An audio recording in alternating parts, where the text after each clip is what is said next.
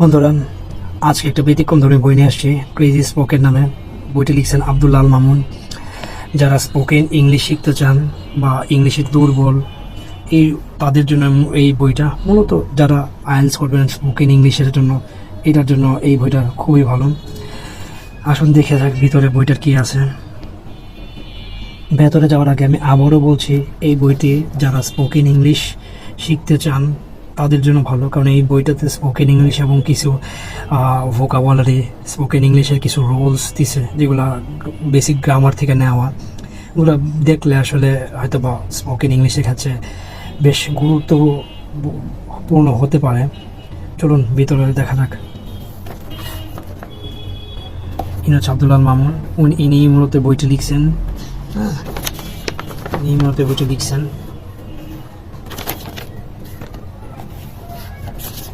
এটা হচ্ছে বইয়ের সূচিপত্র। Spoken English rules, daily use of sentence, tax sentence, এগুলো। এই যে স্পোকেন ইংলিশের রুলস দেওয়া।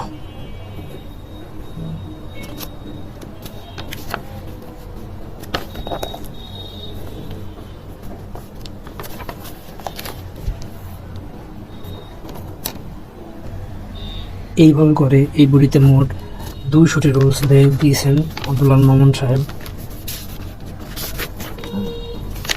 এই যে 200টার মতো স্পোকেন রুল দেওয়া, তারপর ডেইলি ইউজের কিছু সেন্টেন্স, কীভাবে ট্রান্সলেশন করা হয়েছে। অনেকগুলো প্রায় 1000-2000 ট্রান্সলেশন আছে এখানে, 1000 খানিক বা 2000 খানিক ট্রান্সলেশন মতো। যাদের ট্রান্সলেশনের সমস্যা তাদের দেখে প্র্যাকটিস করতে পারেন।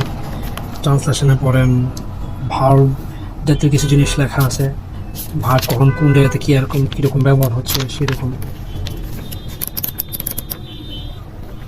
ইনস্ট্রাকশন দেওয়া আছে, কীভাবে কখন কীভাবে বলবেন, ফুল নেম, ইন্ট্রোডাকশন, এরকম অনেক জিনিস উনি লেখা এক্সপ্লেন করছেন কীভাবে ইংলিশে কথা বলতে হয়। স্মার্ট রিপ্লাই কীভাবে দিতে হয় এইটা উনি দেখিয়ে দিয়েছেন এনে বইটা। এখানে এক্সাম্পল স্বরূপ কিছু ডায়লগও দেওয়া আছে।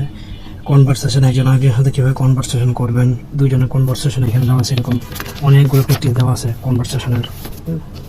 যারা দেখতে চান স্পোকেন ইংলিশ করতে চান তাদের জন্য এটা বাসায় বসেই করতে পারেন। অ্যাডভান্স ইংলিশে কিছু মিনিং দেওয়া আছে, বাংলা সহ, বাংলা নর্মাল, অ্যাডভান্স, এরকম করে প্রায় 150 থেকে 200 ওয়ার্ড এখানে দেওয়া আছে। অনেকগুলো ওয়ার্ড এক হাতে তো এখানে এত কিছু দেখাইতে পারতেছেন আপনাদের।